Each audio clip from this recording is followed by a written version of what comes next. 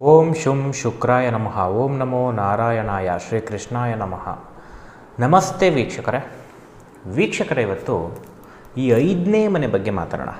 ಸಾಕಷ್ಟು ಎಪಿಸೋಡಲ್ಲಿ ಈ 5ನೇ ಮನೆ ಬಗ್ಗೆ ತಿಳಿಸಿದ್ದೀನಿ. ಹಾಗೆ ಇವತ್ತು ದುಡ್ಡಿನ ವಿಚಾರದ ಬಗ್ಗೆ ಮಾತಾಡೋಣ. ಮನುಷ್ಯನ ಆಸೆಗಳು. ಈ 5ನೇ ಮನೆಯೇ ಏನಕ್ಕೆ ತಗೋತಾ ಇದ್ದೀನಿ ಇವತ್ತು, ಇಂಪಾರ್ಟೆಂಟ್. 5ನೇ ಮನೆಯಲ್ಲಿ ಯಾವುದಾದ್ರೂ ಒಂದು ಗ್ರಹ ಕೂತ್ಕೊಂಡ್ರೆ, ಅದು ದಶಾಭುಕ್ತಿನಲ್ಲಿ ಬಂದರೆ ಆ ವ್ಯಕ್ತಿಯ ವ್ಯಕ್ತಿತ್ವಗಳು ಹೆಂಗೆ, ಆಸೆಗಳು ಬದಲಾಗುತ್ತೆ, ಯಾವ ರೀತಿ ಇರುತ್ತೆ ಅಂತಕ್ಕಂಥದ್ದನ್ನು ನೋಡೋಣ. ಅದರಲ್ಲಿ ಎಸ್ಪೆಷಲಿ ಈ ಜಾಬಿಗೆ ಹೆಂಗೆ ಪಾತ್ರ ವಹಿಸುತ್ತೆ, ಬಿಸ್ನೆಸ್ಗೆ ಹೆಂಗೆ ಪಾತ್ರ ವಹಿಸುತ್ತೆ, ಹಾಗೆ ಶೇರ್ ಮಾರ್ಕೆಟೆ, ಬೆಟ್ಟಿಂಗು, ಸ್ವಲ್ಪ ಈ ಥರದ್ರಲ್ಲಿ ಇದು ಯಾವ ರೀತಿ ಪಾತ್ರ ವಹಿಸುತ್ತೆ. ಸೊ ನಮಗೆ ಜೀವನದಲ್ಲಿ ಆಸೆ ಜಾಸ್ತಿ ಆಗ್ತಕ್ಕಂಥದ್ದು ಈ 5ನೇ ಮನೆ. ಮೈಂಡಲ್ಲಿ ಹಿಡ್ಕೊಬಿಡಿ. ಪಾಪಗ್ರಹಗಳು ಯಾರಿಗೆ 5ನೇ ಮನೇಲಿ ಕೂತಿರುತ್ತೆ, ಅವು ದಶಾಭುಕ್ತಿನಲ್ಲಿ ಬಂದರೆ ಆಸೆ ದುರಾಸೆಗೆ ತಿರುಗ್ತಕ್ಕಂಥ ಚಾನ್ಸಸ್ಸು ಜಾಸ್ತಿ ಇರುತ್ತೆ. ಶುಭ ಗ್ರಹಗಳು ಕೂತ್ಕೊಂಡ್ರೆ ಬರೀ ಆಸೆ ಇರುತ್ತೆ, ಆದರೆ ಕಂಟ್ರೋಲಲ್ಲಿರುತ್ತೆ ಶುಭ ಗ್ರಹಗಳಲ್ಲಿ ಬಂದರೆ. ಆದರೂ ಅಲ್ಲೇನಾದರೂ ಪಾಪಗ್ರಹಗಳು ನಕ್ಷತ್ರದಲ್ಲಿ ಆ ಶುಭ ಗ್ರಹ ಕೂತ್ಕೊಂಡ್ರೆ ಮತ್ತೆ ದುರಾಸೆ ತಿರುಗ್ತಕ್ಕಂಥದ್ದು. ಈ ರೀತಿ ಶಾಸ್ತ್ರದಲ್ಲಿ ಕೊಟ್ಟಿದ್ದಾರೆ. ಈ 5ನೇ ಮನೆ ಜಾಬ್ ಅಂತ ತೊಗೊಂಡಾಗ ಬಹಳ ಕಿರಿಕಿರಿನ ತರ್ತಕ್ಕಂಥ ಮನೆ. ಯಾರಿಗೆ 5ನೇ ಮನೆ ನಡೆಯುತ್ತೆ, ದಶಾಭುಕ್ತಿಗಳಲ್ಲಿ ಬರಬೇಕಾ ಗ್ರಹ, ಸರ್ ನಮಗೆ 5ನೇ ಮನೆ ಯಾವ ಗ್ರಹನೂ ಗೊತ್ತಿಲ್ಲ, ಓಕೆ, ಅಟ್ಲೀಸ್ಟ್ ದಶಾಭುಕ್ತಿಗಳಲ್ಲಿ 5ನೇ ಅಧಿಪತಿ ಬಂತು, ಆವಾಗಲೂ 50% ಇರ್ತಕ್ಕಂಥದ್ದು. ಸೊ ಇಲ್ಲಿ ಜಾಬಲ್ಲಿ ಪ್ರೆಷರ್ ಬಿಲ್ಡ್ ಆಗ್ತಕ್ಕಂಥದ್ದು, ನಮಗೆ ಕೆಲಸನೇ ಇಷ್ಟ ಆಗಲ್ಲ ಯಾವ ಕಂಪ್ನಿಗೆ ಹೋದರೂ ಆ ರೀತಿ ಆಗ್ತಕ್ಕಂಥದ್ದು, ಸ್ಯಾಲ್ರಿ ಜಾಸ್ತಿ ಆಗಲ್ಲ ಆ ರೀತಿ ಆಗ್ತಕ್ಕಂಥದ್ದು, ಲೋಡ್ ಮೇಲೆ ಲೋಡ್ ಕೊಡ್ತಾರೆ, ಮೈಂಡ್ ಪ್ರೆಷರ್ ಜಾಸ್ತಿ ಕೊಡ್ತಾರೆ, ಆ ರೀತಿ ಎಲ್ಲ ನಡೀತಕ್ಕಂಥದ್ದು ಈ 5ನೇ ಮನೆ. ಯಾಕೆ 5ನೇ ಮನೆ ಡೇಂಜರಸ್ ಅಂತ ಕೊಟ್ಟಿದ್ದಾರೆ? ಧರ್ಮದ ಮನೆ. ಧರ್ಮ ಏನು ಹೇಳುತ್ತೆ, ದೇವ್ರು ಏನು ಕೊಡ್ತಾನೆ ಅದರಲ್ಲಿ ಬದುಕು, ಇಲ್ಲ ಅಂದರೆ ನಿನ್ನ ಗತಿ ಅದೋ ಗತಿ. ಅದಕ್ಕೆ 5ನೇ ಮನೆ. ಸೊ ಈ 5ನೇ ಮನೆ 6ನೇ ಮನೆಗೆ ವ್ಯಯಭಾವ. 6 ಒಳ್ಳೆ ದುಡ್ಡಿನ ಸ್ಥಾನ. ದುಡ್ಡು ಕಿತ್ಕೊಂಬರ್ಬೇಕು ಅಂದ್ರೆ 6 ಇರಬೇಕು. ಅದಕ್ಕೆ ವ್ಯಯಭಾವ ಆಗಿರ್ತಕ್ಕಂಥದ್ದು 5. 6ನೇ ಮನೆಯನ್ನು ಲಗ್ನ ಮಾಡಿಕೊಂಡ್ರೆ ಅಲ್ಲಿಂದ ಏಳಿಸಿ ಕುಂಡಲಿಲಿ 12 ಮನೆಗಳು ಗೊತ್ತಿದೆ, ಆ 12ನೇ ಮನೆಯೇ 5ನೇ ಮನೆ ಆಗುತ್ತೆ. ಅದಕ್ಕೆ ಅದು ನಷ್ಟದ ಮನೆ 5ನೇ ಮನೆ. ದುಡ್ಡನ್ನು ವಿಪರೀತ ನಷ್ಟ ಕೊಡ್ತಕ್ಕಂಥದ್ದು ಜೀವನದಲ್ಲಿ. ನಾವು ಇನ್ನೊಬ್ಬರಿಗೆ ದುಡ್ಡು ಕೊಡ್ತೀವಿ, ಫ್ರೆಂಡ್ಶಿಪ್ಪಲ್ಲೋ ಮತ್ತೊಬ್ಬರಿಗೋ ರಿಲೇಟಿವ್ಸ್ಗೋ, ವಾಪಸ್ ಬರಲ್ಲ 5ನೇ ಮನೆ. ಈ ಜಾಬ್ ಮಾಡಬೇಕಾದ್ರೆ ಕಾಟದ ಮೇಲೆ ಕಾಟ ಜಾಸ್ತಿ ಆಗುತ್ತೆ, ಅವಮಾನಗಳು ಜಾಸ್ತಿ ಆಗುತ್ತೆ, ನಿಂದನೆಗಳು ಜಾಸ್ತಿ ಆಗುತ್ತೆ 5ನೇ ಮನೆ. ಯಾರಿಗೆ 5 ನಡೆಯುತ್ತೆ ಜಾಬಲ್ಲಿ ತೃಪ್ತಿ ಕೊಡೋಕ್ಕೆ ಚಾನ್ಸೇ ಇಲ್ಲ. ನರಳಾಟಗಳು ಜಾಸ್ತಿ ಬರ್ತಕ್ಕಂಥದ್ದು. ಇಂತಿಂಥ ಕ್ಷೇತ್ರ ಅಂತ ಹೇಳ್ತೀವಿ, ಅಲ್ಲೂ ಪ್ರೆಷರ್ ಇರುತ್ತೆ, ಬಟ್ ಅದು ಜೀವನ ಮಾಡಲಿಕ್ಕೆ ಹಾದಿ ಅಷ್ಟೇ. ಆದರೆ ನೆಮ್ಮದಿ ಅಂತ ಬಂದಾಗ 5ನೇ ಮನೆ ನೆಮ್ಮದಿ ಕೊಡೋದಿಲ್ಲ ಜಾಬ್ ವಿಚಾರದಲ್ಲಿ. ಹಾಗೆ ಬಿಸ್ನೆಸ್ ವಿಚಾರಕ್ಕೆ ಬರೋಣ. ಈ ಬಿಸ್ನೆಸ್ ವಿಚಾರದಲ್ಲಿ 5ನೇ ಮನೆ ಆಸೆ ಹುಟ್ಟಿಸ್ತಕ್ಕಂಥ ಮನೆ. ಒಂದೇ ಸಲ ನಾನು ದುಡ್ಡು ಹಾಕ್ಬಿಟ್ಟು ಕೋಟ್ಯಾಧಿಪತಿ ಆಗ್ಬೋಣ, ಲಕ್ಷಾಧಿಪತಿ ಆಗ್ಬೋಣ, ಆಸೆ ಹುಟ್ಟಿಸ್ತಕ್ಕಂಥದ್ದೆಲ್ಲ 5ನೇ ಮನೆ.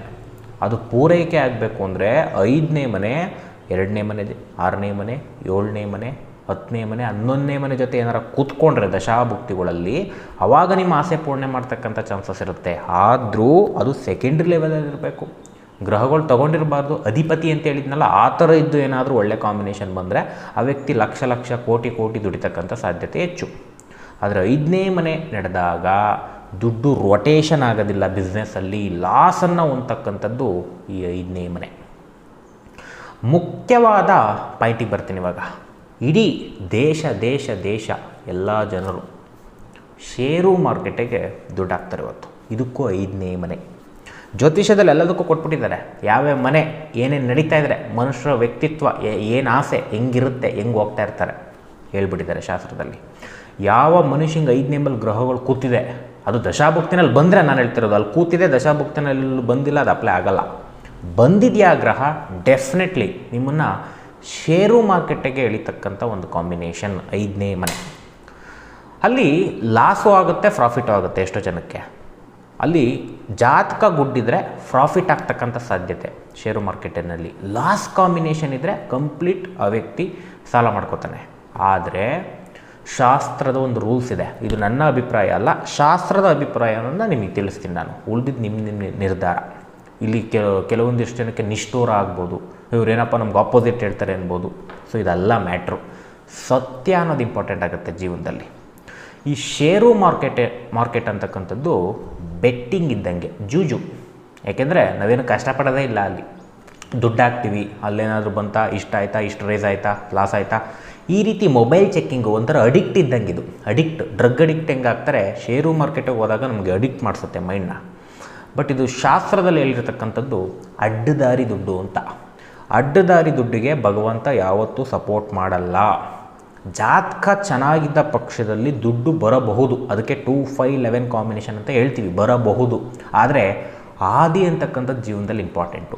ನಾವು ಯಾವ ರೀತಿ ದುಡ್ಡು ಸಂಪಾದನೆ ಮಾಡ್ತೀವಿ, 3 ರೀತಿ ಇದೆ. ಒಂದು ಸಾತ್ವಿಕ ದುಡ್ಡು, ಒಂದು ರಜಸಿಕ ದುಡ್ಡು, ಇನ್ನೊಂದು ತಾಮಸಿಕ ದುಡ್ಡು. ಈ 3 ವಿಧಾನದಲ್ಲಿ ಯಾರು ಸಂಪಾದನೆ ಮಾಡ್ತಾರೆ ಆ ವ್ಯಕ್ತಿಯ ಕರ್ಮ ನಿರ್ಧಾರ ಆಗುತ್ತೆ. ಸಾತ್ವಿಕದಲ್ಲಿ ಯಾರು ಸಂಪಾದನೆ ಮಾಡ್ತಾರೆ ಆ ದುಡ್ಡಿಂದ ಸಮಸ್ಯೆ ಯಾವತ್ತೂ ಬರಲ್ಲ. ರಜಸಿಕದಲ್ಲಿ ಲಕ್ಷನೂ ಬರುತ್ತೆ, ಕೋಟಿನೂ ಬರುತ್ತೆ, ಅದು ಸ್ವಲ್ಪ ಸೇಫ್ ಹಂತದಲ್ಲಿರುತ್ತೆ, ಒಂದು ಪಕ್ಷ ಸೇಫ್ ಹಂತದಲ್ಲಿರುತ್ತೆ. ಈ ತಾಮಸಿಕ ದುಡ್ಡು ಇದೆಯಲ್ಲ, ಮೋಸ್ಟ್ ಡೇಂಜರಸ್. ತಾಮಸಿಕ ದುಡ್ಡು ಅಂದರೆ ಯಾವುದು ಅಂದರೆ ಅಡ್ಡದಾರಿ ದುಡ್ಡು ಅಂತ ಕರಿತೀವಿ. ಬೆಟ್ಟಿಂಗ್ ಕಟ್ಟೋದು, ಕ್ರಿಕೆಟ್ ಬೆಟ್ಟಿಂಗು, ಇನ್ನೊಂದು ಬೆಟ್ಟಿಂಗು, ಸ್ವೀಟ್ ಆಡೋದು, ಅದು ಮತ್ತೊಂದು ಎಲ್ಲ. ಈ ಷೇರು ಮಾರ್ಕೆಟನ್ನು ಕೂಡ ಇದಕ್ಕೆ ಸಂಬಂಧಪಡುತ್ತೆ. ಬೆಟ್ಟಿಂಗ್ ಇದ್ದಂಗೆ ಲೆಕ್ಕ.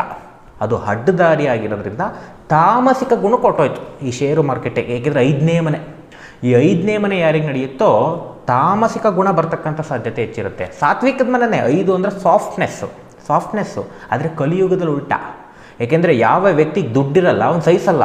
ನನಗೆ ಅವಮಾನ ಮಾಡ್ತಾ ಇದ್ದಾರೆ, ನನಗೆ ಬೆಲೆ ಕೊಡ್ತಾ ಇಲ್ಲ, ನನಗೆ ಅಧಿಕಾರ ಇಲ್ಲ. ಇವತ್ತು ಯಾರಿಗೆ 5 ನಡೆಯುತ್ತೆ ಈ ಒಂದು ಆಲೋಚನೆಗಳಿಗೆ ಸಿಗಾಕೋತಾರೆ.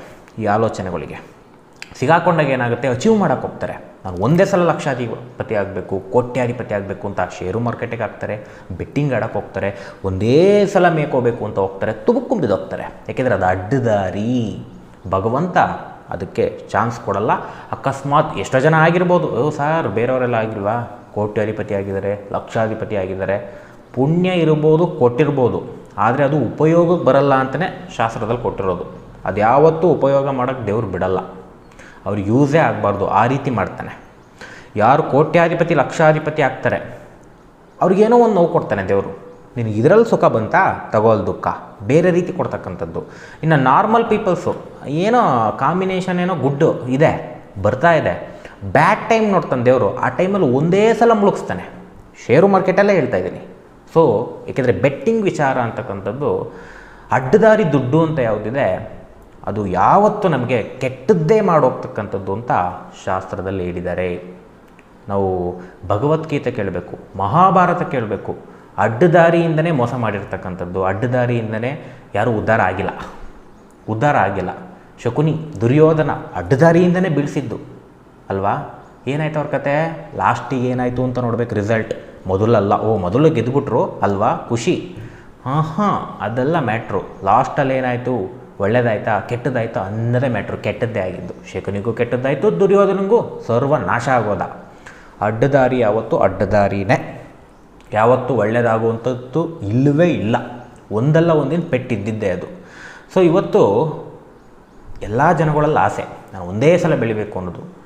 ಜಾತಕ ಚೆನ್ನಾಗಿದ್ದರೆ ನಿಮ್ಮ ಎಫರ್ಟ್ಗೆ ದೇವ್ರು ಕೊಡ್ತಾನೆ, ಮಿಸ್ ಮಾಡೋದಿಲ್ಲ. ಬಟ್ ಒಳ್ಳೆ ದಾರಿ ಆಗಿದ್ದರೆ ನಿಮ್ಮ ದುಡ್ಡು ಸೇಫು. ಲಕ್ಷ ದುಡಿತೀರ, ಕೋಟಿ ದುಡಿತೀರ, ಒಳ್ಳೆ ದಾರಿ ಆಗಿರಬೇಕು, ಜಾತಕ ಚೆನ್ನಾಗಿರಬೇಕು. ಸೇಫ್ ಮೇಲೆ ಸೇಫ್ ಆಗ್ತೀರಾ. ಜಾತಕ ಚೆನ್ನಾಗಿದೆ, ಕೆಲವ್ರದ್ದು ಹೇಳ್ತೀನಿ ಕೇಳಿ, ಜಾತಕ ಸೂಪರಾಗಿರುತ್ತೆ, ಬೆಟ್ಟಿಂಗ್ ಆಡೋದು ಹೋಯ್ತು. ಜಾತಕ ಚೆನ್ನಾಗಿದ್ರು ನಿಮ್ಮ ಪುಣ್ಯ ಎಲ್ಲ ಕಿತ್ತರ್ಕೊಂಡು ಹೊಂಟೋಯ್ತು. ಯಾಕೆಂದರೆ ಅಡ್ಡದಾರಿಲಿ ಮಾಡಿದಾಗ ನಮಗೆ ಪಾಪಗಳು ಉಂಟುತ್ತೆ. ಪಾಪದಿಂದ ನಮ್ಮ ಜೀವನ ಹಾಳಾಗ್ತಕ್ಕಂಥದ್ದು ಅಂತ ಶಾಸ್ತ್ರದಲ್ಲಿ ಹೇಳಿದ್ದಾರೆ. ಒಳ್ಳೆ ದಾರಿ, ಸಾತ್ವಿಕವಾದರೂ ದುಡೀರಿ, ರಾಜಸಿಕವಾದರೂ ದುಡೀರಿ. ಆ ದಾರಿ ಇರ್ತಕ್ಕಂಥದ್ದು ಇಂಪಾರ್ಟೆಂಟ್ ಆಗುತ್ತೆ. ತಾಮಸಿಕದಿಂದ ದುಡಿದಿದ್ದು ಯಾವುದೇ ಕಾರಣಕ್ಕೂ ನಮಗೆ ಒಳ್ಳೇದು ಮಾಡಲ್ಲ, ಮಾಡೋದು ಇಲ್ಲ. ಇವತ್ತಲ್ಲ ನಾಳೆ ಅದು ಪೆಟ್ಕೊಟ್ಟೇ ಹೋಗ್ತಕ್ಕಂಥದ್ದು. ಯಾರ ಜಾತಕ ಚೆನ್ನಾಗಿಲ್ಲ ನಿಮ್ಗೆ ಇನ್ನೂ ಕಷ್ಟ ಬಂದ್ಬಿಡುತ್ತೆ. ಯಾರಿಗೆ 5, 8, 12 ಅನ್ನೋ ಜಾತಕದಲ್ಲಿರುತ್ತೆ, 5ನೇ ಮನೆ ಶೇರ್ಸು ಬೆಟ್ಟಿಂಗು, 8, 12 ನೆಗೆಟಿವು. ನೀವು ಜಮೀನು ಮಾರ್ಕೋಬೇಕು, ಮನೆ ಮಾರ್ಕೋಬೇಕು ಅಂಥ ಪರಿಸ್ಥಿತಿಗೆ ಹೇಳ್ಕೊಂಡು ಹೋಗುತ್ತೆ. ಲಾಭದ ಕಾಂಬಿನೇಷನ್ ಇದ್ದವ್ರಿಗೂ ಹೇಳ್ತಾ ಇದ್ದೀನಿ, ಆಡೋದಷ್ಟು ಒಳ್ಳೆಯದಲ್ಲ. ಅದಕ್ಕೆ ನಾವು ಯಾರಿಗೂ ಪ್ರಮೋಟ್ ಮಾಡಲ್ಲ ಅದನ್ನು.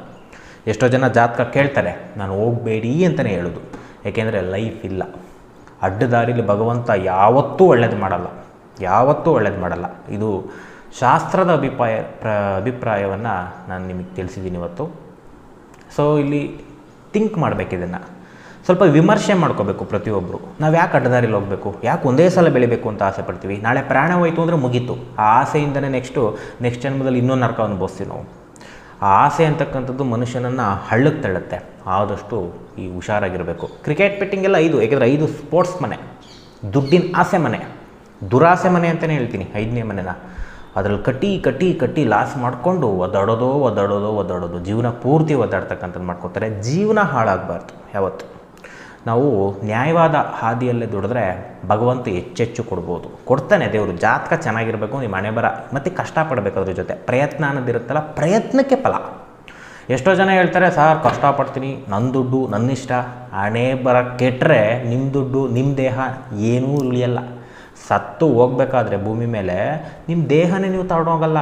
ಯಾವುದೋ ಮಣ್ಣೆಲ್ಲ ಕೂತಾಕ್ತಾರೆ, ಬೆಂಕಿಲಾಕಿ ಸುಟ್ಟಾಕ್ತಾರೆ. ನೀವು ತೊಗೊಂಡೋಗ್ತೀರ ದೇಹನ? ಇಲ್ಲ, ಏಕೆಂದರೆ ಭಗವಂತನ ದೇಹ ಇದು. ಪ್ರಪಂಚ ಭಗವಂತಂದು. ನಾವೇನೇ ತಿಂದರೂ ಭಗವಂತಂದು, ಏನೇ ಮಾತಾಡಿದರೂ ಭಗವಂತ ಮಾತಾಡ್ಸೋದು ಎಲ್ಲ ದೇವ್ರದೇ.